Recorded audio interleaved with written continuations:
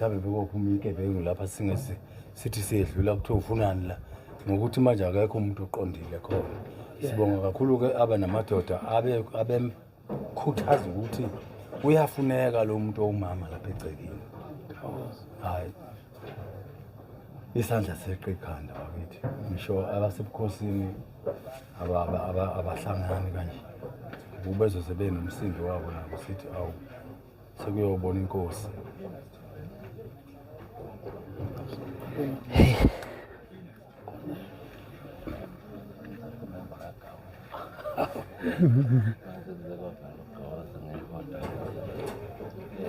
ikhuba mfethu Gawazi baba sabonga kakhulu kwamukela ekhaya kodwa nje insizwa le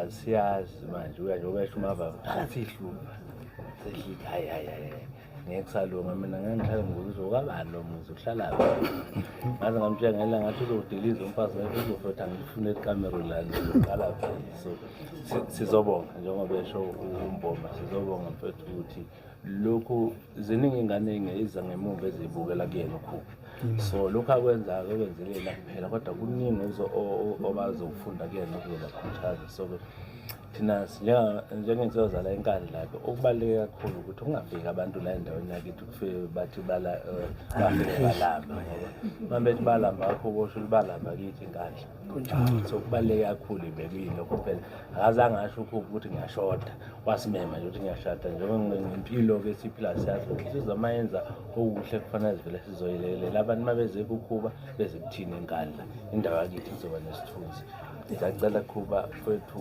ukuthi uqhubeke wenze okuhle endaweni khuthaza izingane bese shiyana amazwi-ke mfowethu lokuthatha umfazi namhlanje indlela zakho sezobafishane sesikhuma njengobhuti abadala ngaphandle kwesilethuko sezobafishane kufanele wazi isikhathi sokubuya ekhaya nesikhathi sokuhamba ekhaya ungalanda ingane yabantu lasijabule sisulethe umfazi bese kuphinde futhi engasanakela umfazi ondliwe umfazi anakekelwa baziyabekezelelwa fethu uyahlonishwa futhi la ekhaya umenza ahlonipheke wena uzomenza ukuthi ahlonipheke ekhaya nokuthi amukele kumfake emndenini kube kuhle sizabona kodwa fethu usebenzile hawu ayi akukho engizokusho njengamanje phelelwa amazwi angazi kuthini cha ngivophela manje awuveze ngegoli phela kade umfihlile mfowethu awu nje sesifikela ekhaya vele hayi cha mina ngaba kuvezela impela-ke awu hayi siyabonga into eseniyenzile la ekhaya usekhulumile kuMpongose ngeke ngisakhuluma emva kwakhe so ngokuthi nje nginethule ukuthi abanewethu ubaba unala lo wamathole funeral bese kuba umavava uyamazi oh ayisengiyabona wazela sengiyabona wazela khona la indlela khona ugqokile lodwa bese kuba ke uGamdana nomnewethu lapha noma igama lapho uShezi uDlaba oh hayi sengiyabona ibala lo kade sisuka la hayi no wakwaboke umavava lensizwa kade ila cha siyabonga kakhulu asazi thini sivele nalithwala lokho udwendwe thina sikuthini sivele ngiyathwala lokho ozosho ngomntu lokho okwenzile okwenzayo ukubonga kuthina okuphelele ayi akukho ongaphekwa lokho sesingasasimukeli kaBhuti cha ngizocela ubudume mhlawumbe senzele ukuthi sifake esibayeni khona ezokwazi ukuhlehla leli truck siye ngalesibayeni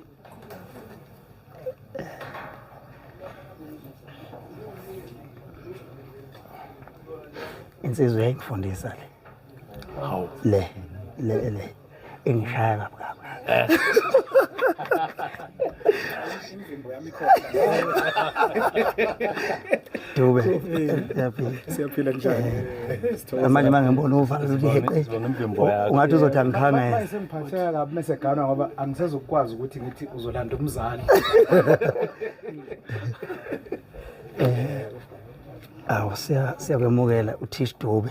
Namanje kusekuThish Dube kiba kusuku. Siyaphila. Yebo ngifundisa from kwa grade 8 kwaze kwa grade 12. So usengapha emfanefile. Hayi makuzolokhu uzigate. Izinkomo zakhona zifuna iphula. Hey. Umlando. Hayi angiboni.